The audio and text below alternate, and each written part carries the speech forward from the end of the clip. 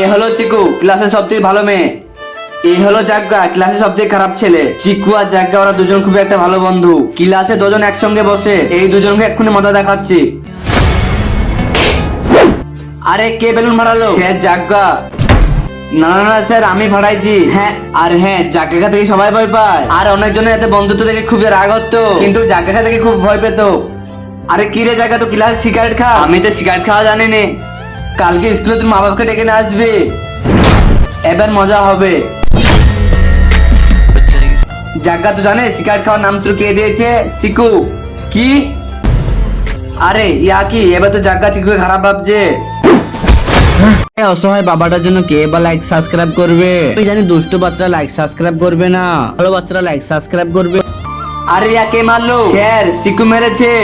না স্যার, এই মিছি কথা বলছে। জাগ্গা তো কিছু বল। হ্যাঁ স্যার, চিকু মেরেছে। আগের চোটে জাগ্গা চিকুকে ফাঁসিয়ে দিয়েছে। কি? আরে দুজনের বন্ধুত্বে তো রাগারাগি হচ্ছে কেন? চিকু তো আমার চোখের সামনে দিয়ে সরে যা।